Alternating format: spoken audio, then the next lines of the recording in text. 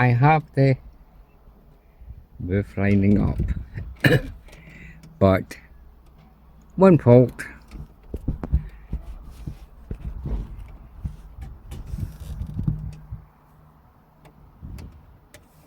Typical Jaguar, roof lining's all hanging down, but it's in place. Now, I'm not worried that much about that at the moment. That's not going to stop an MOT. Now, here is my next problem. There we are, we've got all the lights. All the lights go out. Start recording. Click to start. And we get nothing. No reaction of the key at all. Down here we have a light there which actually flashes normally. So trying to hold this so that it doesn't. Yeah.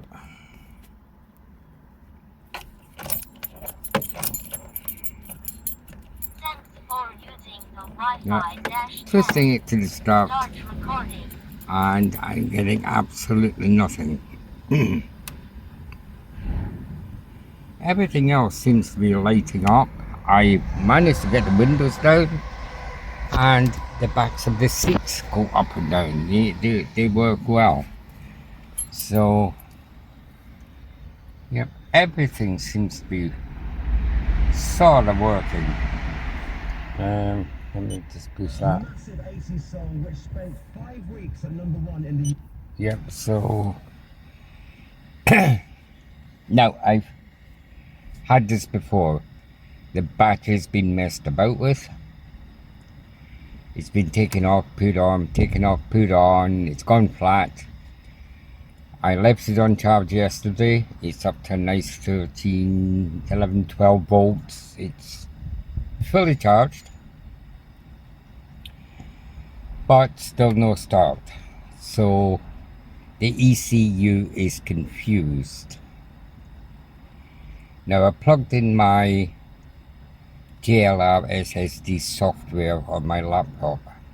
It is so sunny out here, I couldn't put a camera on it to sort of show you what it says. But here's a quick photo of what it shows. And now the second photo, which it's got so many faults on the ECU. That's once I got the ECU to read. It took one heck of a job to get the ECU to read in its first place. Now I tried clearing the codes. No, it won't have it. It will not clear the codes. So I'm going to try another little trick with Jaguars. Jaguars do not like the batteries being removed and put back in again. I'd say 4 out of 10 times it'll pick up codes. The ECU will be absolutely mixed up. So give me a few seconds to set up. I'll go out and I'll show you how to do a quick reset on the ECU, and hopefully everything will come up again, and I'll do a quick code save it. Once I had to open the car with key. The key fob would not open, would not do anything. You know, it wouldn't lock, it wouldn't open. Normally lock and open it 5-6 times. It's read the code. I've done it umpteen times. You know, I've done lock, unlock, lock, unlock, lock, unlock, open, boot, close, boot. I've tried all combinations. And no, I've not got nothing from the key fob. Now the security system is part of the ECU.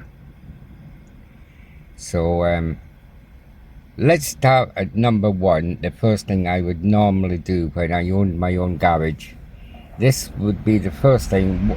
If JLR didn't work, JLR SSD is an amazing software.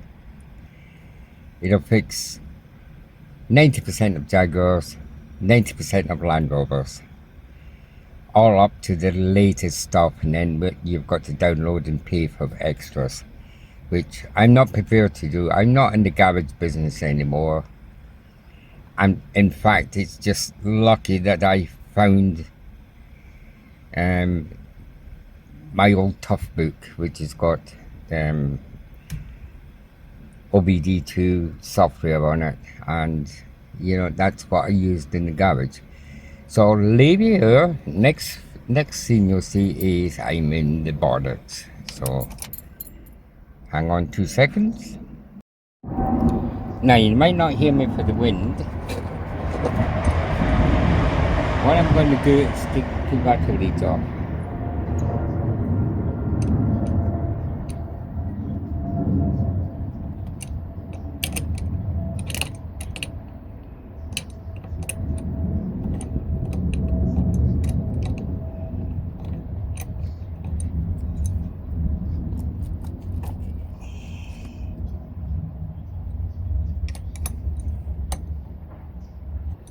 You can actually do just a live, but just to be on the safe side, we do it this way. I think you can.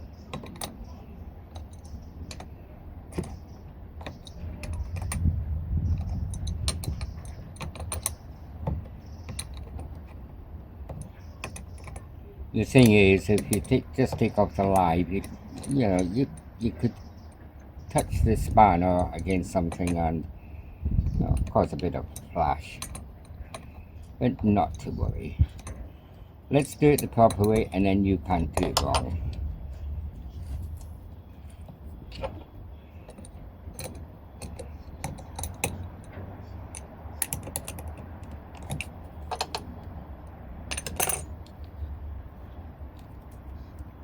Oh, he's on there tight. There he goes. Now what I want to do is, if it will reach, yes it will.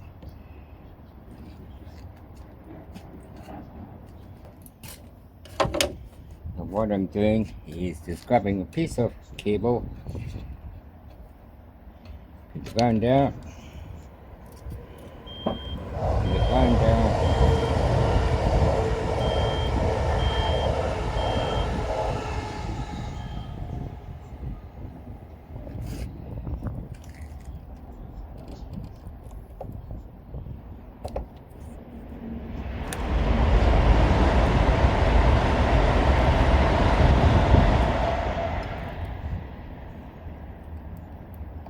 Make sure they're touching.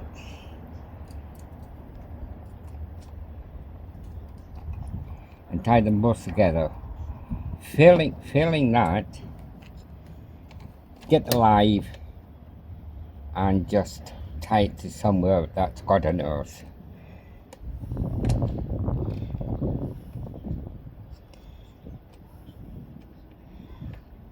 Right, so there we are, all tied together. So now I'm going to leave that for 30 minutes, at least 30 minutes.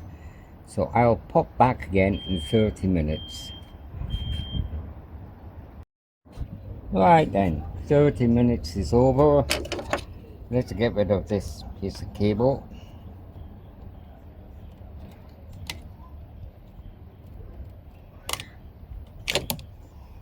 Get rid of that piece of cap there. Positive on first, because if you touch anything, it's not earthing.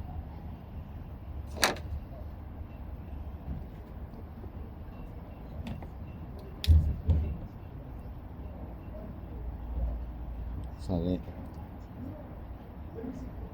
negative always off first, always back on again first. Tiny tap.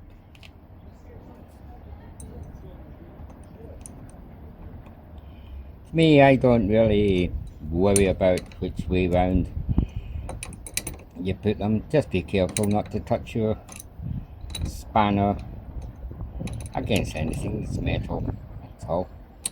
Just make sure the spanner only touches the part you're tightening up. So, oh, definite spark and definite noises coming from inside. Bzz, buzz, buzz, bzz, bop, bop noises. So something's happening. Sounds like the door's locked.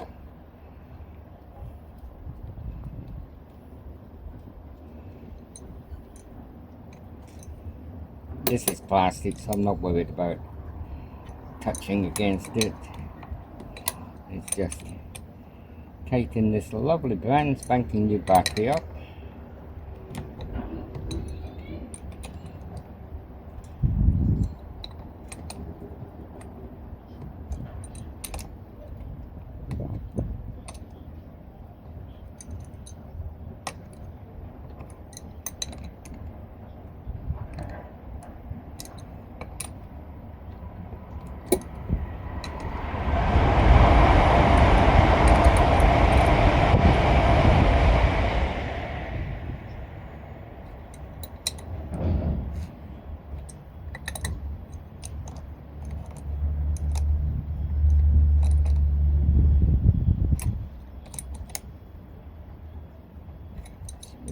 Tight enough.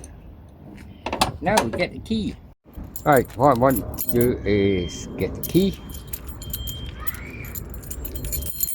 and push lock, unlock, lock, unlocking all the buttons about 9 times.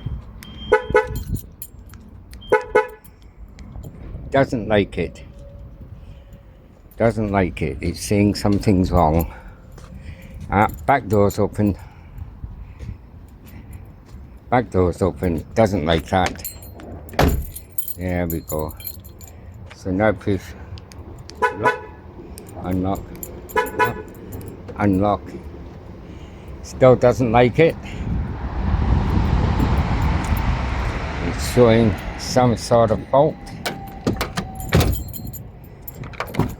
The bonnet's open. So let's do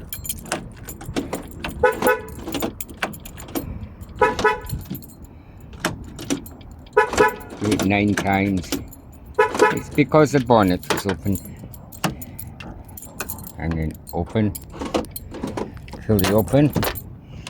Now the test of all tests.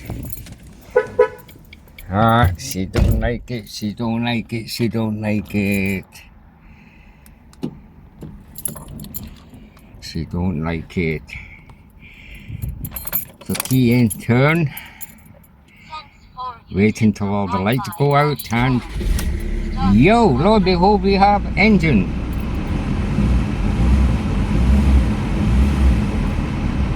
And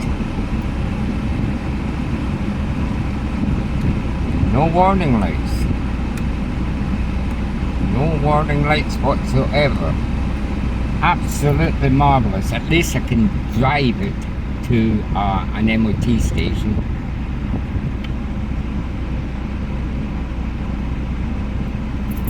Let's try that again. Instant. In fact, that engine sounds quite tidy. I don't know what the damn stupid voices I can keep hearing in the window, but it's a little dash cam thing.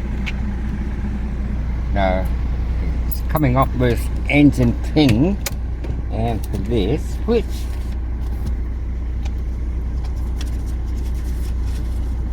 in my wisdom, I've got the code. So it says enter pin. I don't care if anyone sees the pin. It's 2125. And enter.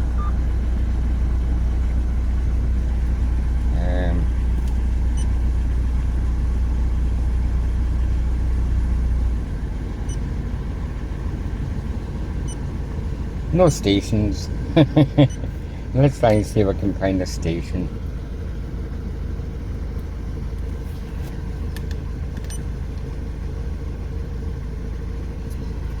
turn the sound up.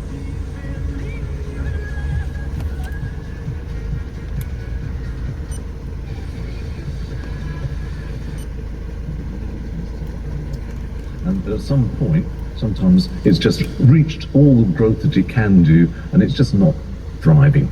So, assuming that it's not rotted or something like that, there is a nasty Well, rot, yep, but you'd have that told me seems that to because work. it would be all black and smelly. Anything happen on CD? Oh, that one works. It's got any more CDs in it? Oh, it looks like it's got 6 CDs in it.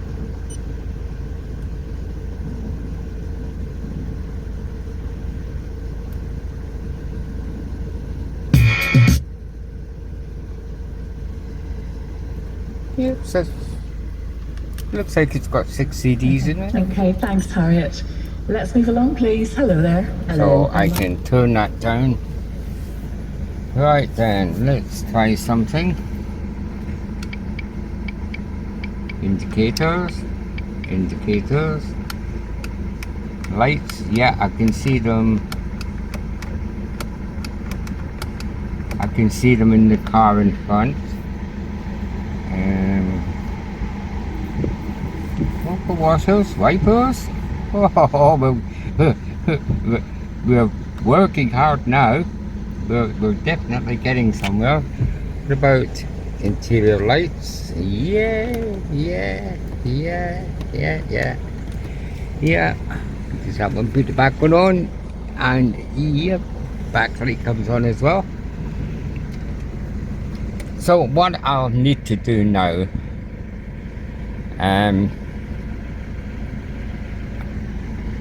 I don't think she'll overheat or anything like that. She's got a damn rebuilt engine. Got a newly rebuilt engine. So I've got no doubts on all of that being okay. What I'll need to do is take it out on the road. I'll call my mate up. My mate has trade plates. We can put trade plates on the car and we can take it for a test run. And that way we can find out if the steering's straight, if she's pulling either side on the brakes, any funny banging, bumping noises, anything like that. Because I don't know the full amount of work my mate's put on this car. He's had it for about a year and he's been working on and off with the car. So I don't know exactly how much work has been done. He said he's done quite a bit of suspension work and there's been new brake calipers, discs, pads, etc. put all round. And some bushes put on in the rear and in the front. But with Jaguars, it's more than bushes. There's the swing arms and all that. And another common fault with them is the rear springs. The rear springs has a top, like a top rubber mount. It's like a cover that goes on over the spring before when you put the spring on. And there's one at the top and one at the bottom. Now just spring bumpers. It just softens the blow between the shock absorber mounts and the spring itself. If that rubber's worn through, these are incredibly noisy on the rear end. So at least one thing, I have got the car started. Now, me crossing over the battery, virtually, I left it for 30 minutes. Virtually all that does is empties all the capacitors, drains all the power out of the ECU. And in about 7-10% of the time, it does reset the ECU back to factory settings. Now what's got to happen is the car has to learn your driving. The car will feel like it's driving terrible until the car gets used to your style of driving, how you accelerate, how hard you accelerate, how quick he wanted to accelerate, etc., etc. That can take a couple of 100 miles, easily a couple of 100 miles, and I'm not interested in that. Now what I'm going to do is I'm actually going to take it out. This is one of the hottest days. We've had almost a week of blistering heat. Wow, I can actually feel the aircon working.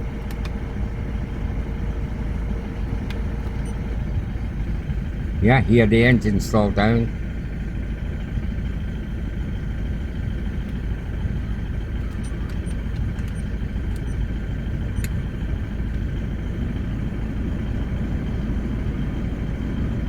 Yes, definite cold air coming out. 100% cold air coming out. So she's got aircon. That's a massive bonus. Let me bring up the speed of the fans. What about climate? Let's do it on my face. 100%. It's getting colder as you hold it. Wow, brilliant. Absolutely. Couldn't ask for any better. So let's find out how to turn it off. There we go. Just to stop noises in here. Seats, etc. I've sprayed it all in Dettol and disinfectants. It still smells of a fishy bird poo smell. It's like when you walk to a chicken farm, that type of smell. Now the roof lining is no good. But as I say, that's not going to stop an MOT unless it actually flops down over the window or something, which I don't think it will do. I didn't do a lot of filming of putting the lining back in. Two reasons. One, I asked the young lad next door to help me out to, get the lining in here. It's not really a one-man job. You hold up one end and you line up the handles, or I normally do one handle, another handle, do four corners, and it holds it in place. But it was just so floppy, and it was just a pain. It was absolute pain. So maybe later in the future I'll strip it all down and show everyone how to do a roof reline. It's not that hard work, and the stuff they used, whoever attempted this reline, the stuff they used is far too thick. The foam's far too thick. It's that shaking was caused the vibrations. That sounds sweet as a nut. It sounds absolutely sweet. As I said, in a future video I might take it out and just show someone how to realign it. Taking it out is just unscrew all the door handles, all the top handles, the sun visors, the lights unclip, and you just let it flip down. Oh, and flip the seats back. That's why the seats were back. There's no space to get it out the rear door when the seats are up.